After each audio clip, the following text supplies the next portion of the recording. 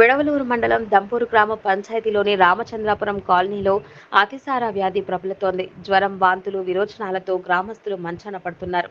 రామచంద్రాపురం కాలనీలో 60 కుటుంబాలు నివసిస్తుండగా పదుల సంఖ్యలో గ్రామస్తులు అతిసార వ్యాధితో బాధపడుతున్నారు.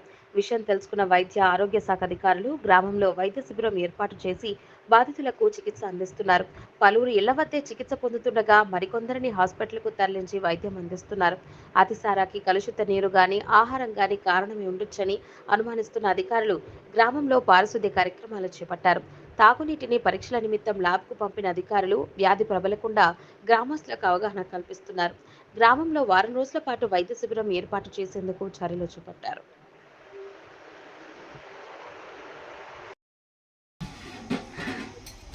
కొళాయి ఇలాంటిది ఏదైనా ఉండేది పెట్టుకోవాలి. ఇలాంటప్పుడు ఇట్లా ముంచితే ఏంటంటే మళ్ళీ దాంట్లోనే పడుతుంది.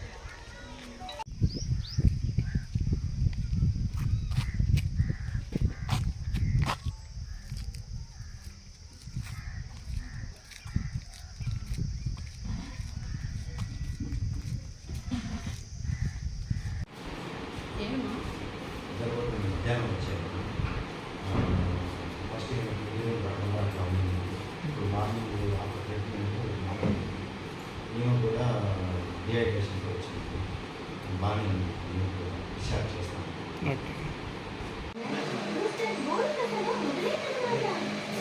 చిన్నడా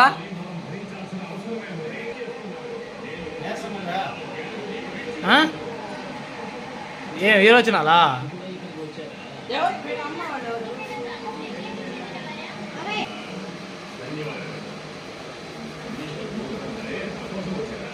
ఇది నైట్ తెలిసింది మాకు, ఏదో మోషన్స్ అవుతున్నాయి రామచంద్రాపురం మా గ్రామంలో.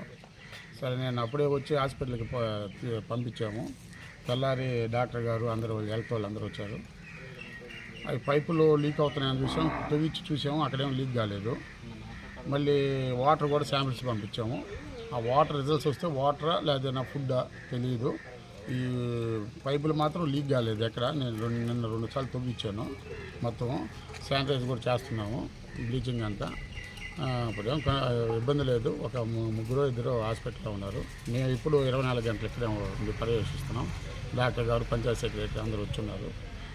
క్యాంపు ఒక వారం రోజులు పెడతా ఉన్నారు. అది ఎందువల్ల వాటర్ రిజల్ట్స్ వస్తే తెలియాలి, ఈ వాటర్ లేక ఫుడ్ అని తెలియదు. ఆహార పదార్థాలన్నీ కూడా వేడివేడివి అప్పుడే వండినవి తినమని కూడా చెప్తున్నాము. ముందు రోజు వండినవి లేదా నిల్వ ఉన్న పదార్థాలు, ఊరగాయలు లాంటివి కూడా ప్రస్తుతానికి తినొద్దని చెప్తున్నాము. అదేవిధంగా రాబోయే 1 వీక్ వరకు, అంటే వారం రోజుల వరకు నాన్ వెజ్ ఐటమ్స్ ఏవి కూడా తినకుండా ఓన్లీ వెజిటేరియన్ ఐటమ్స్ వేడివేడి వండినవి తినమంటున్నాము. ఎందుకంటే ఇది కంప్లీట్గా కంట్రోల్ అవ్వాలంటే మనం ఫుడ్ హ్యాబిట్స్ మీద కూడా కొంత కంట్రోల్ ఉండాలి. కాబట్టి ప్రజలందరూ కూడా త్వరలో కోలుకుంటారని ఆశిస్తున్నాము. ఎందుకు వచ్చింది సార్? ఇది చూడాలండి. శాంపిల్ పంపించున్నాము, వాటర్ శాంపిల్ పంపించున్నాము. ఇవాళ మధ్యాహ్నానికి కానీ సాయంత్రంకి శాంపుల్ రిజల్ట్ వస్తే మనకి ఏంటి అనేది తెలుస్తుంది, వాటర్ వలన లేదా ఇంకోటి అనేది. వాటర్ శాంపిల్ వచ్చిన తర్వాత మనం చెప్పగలం. స్థానికులు వాటర్ లేదు అంటే లీక్ సిఈ గారు శాంపుల్ రిజల్ట్ వచ్చిన తర్వాత వాటర్ ఆయన వచ్చి ఆయన విజిట్ చేసి ఏంటి అనేది చూడాలి. జాగ్రత్తలు తీసుకున్నాం. మేమైతే మెడికల్ అండ్ హెల్త్ తరఫున అందరికి కూడా ప్రివెంటివ్ మెజర్స్ ఏమేమి తీసుకోవాలనేది చెప్తున్నాం. కాచి చల్లార్చి నీళ్ళు తాగమని చెప్తున్నాము.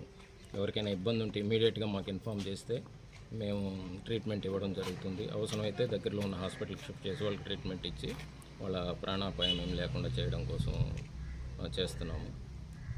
తక్షణమే వాళ్ళు ఇన్ఫామ్ చేయమనేది చెప్తున్నాం.